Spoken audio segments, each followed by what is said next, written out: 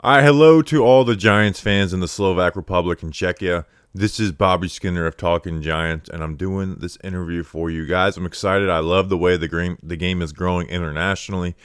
Some of our most loyal and earliest supporters have been international, so I love the way the game is growing, and I'm excited that a lot of you guys are fans, and specifically the Giants. So I want to answer these questions for you guys to kind of talk about the Giants this season and just being a fan in general. The first question: we're entering the second season of Brian Daboll. The second season of the previous three head coaches, McAdoo, Shermer, Judge, ended tragically. At this point, all of us Giants fans hope that the club really moved on and improved. What would realistically have to happen for you in 2003 season to call it a bad season? So, after winning 9 games last year, you can talk about weaker schedule, but the Giants got better this year. I think a bad season would be 7 wins or less. And that shouldn't be Brian Daboll should not be fired. We cannot keep firing coaches every single 2 years, especially now that we are on the same page with the GM and head coach. So I don't think there's really much that could happen for them to actually fire Brian Daboll.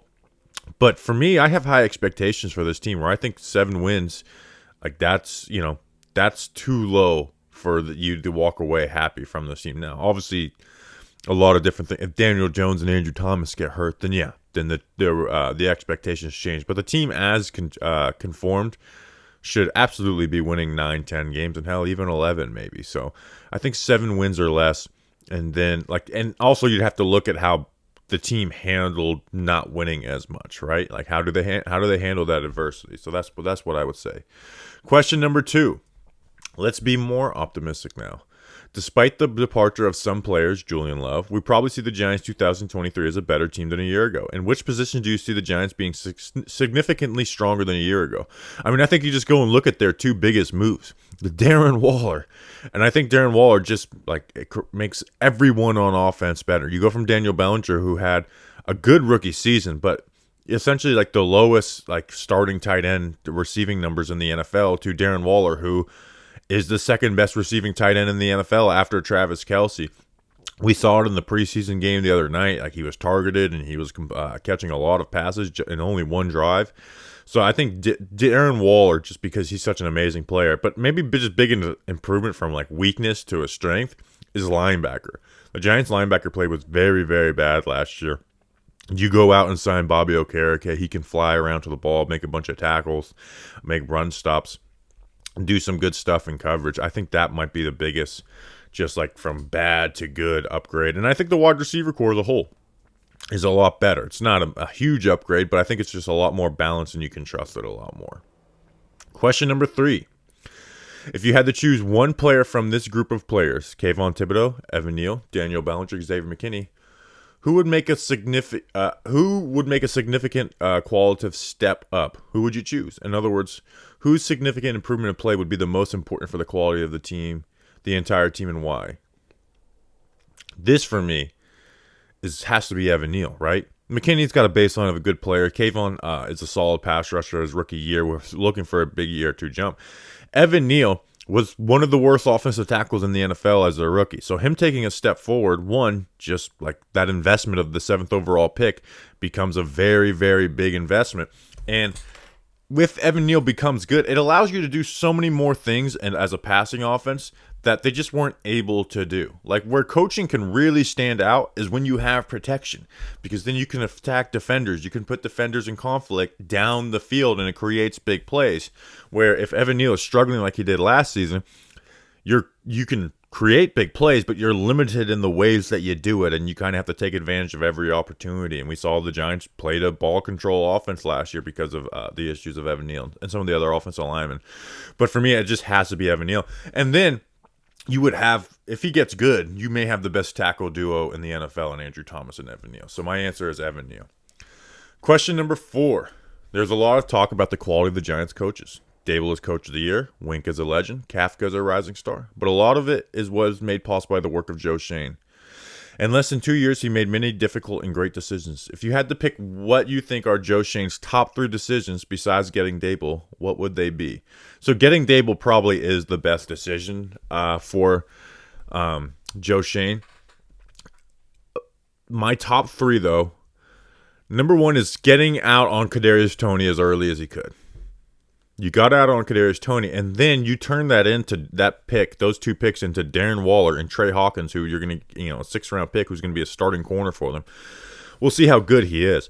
But to go and turn Kadarius Toney, who was a failing player, was not going to work out here, and sell early on that instead of buying into hope and trying to get them squeeze the most out of a first-round investment by the previous regime, getting out on him, and then turning that into Darren Waller, a star player, and then maybe a good starter in Trey Hawkins. So I think number 1 would be the whole Kadarius Toney situation. Number 2.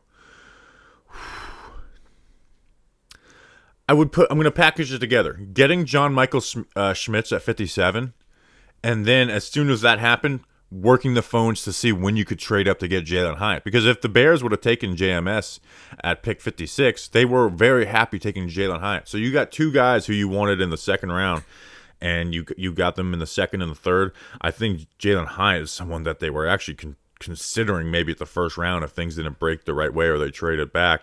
So I'd say that's number 2. Number 3, let's see. Last year's draft, it's kind of too early to tell on some of that stuff. Free agency signings. You know what? I'll say the Saquon Barkley. Getting Saquon Barkley into camp. Like, that would have been a huge distraction. It would have been annoying as hell. But they got him into camp. And, I think that's more credit to Saquon Barkley. But I'll say getting Saquon Barkley into camp. Number 5, what do you think will be the Giants' strongest side next season and why? Will it be a passing offense around Waller? I really do. Daniel Jones has shown to be a good quarterback. They obviously paid him to be because they think he's a good quarterback. And for the first time ever, he has a guy who's just going to go out there and win in Darren Waller. So I think the passing offense is going to be really deadly and efficient. I don't think you're going to be number 1 in the offense in the NFL, but I do think this has the possibilities of being a top 10 offense in the NFL. Bonus question number 6. Thousands of fans from Central Europe are certainly wondering whether to travel across America, the oceans, for a Giants game. If you could advise them 2 games, 1 home and 1 away for the 2023, which should they definitely come and experience for themselves? Which 2 games would it be? So if you're going to go to an away game, I would say the Dolphins game in October. You get good weather. It's in Miami. And flights into, there's a lot of international flights into Miami. So that would make sense. Home game, I'm going to be selfish. I'm going to the Patriots game after Thanksgiving weekend, so you could kind of experience, the American Thanksgiving weekend, the Black Friday, all that stuff. You're going to be in New York, New Jersey, so you can do a lot of that stuff. Check out the city. And I think that's going to be a fun game. And I'm a history nut, so as much as we hate Joe Judge, I want to be there for Joe Judge's return to the New York Giants. So that would be my guess, but that's a little selfish because I want to see you guys there.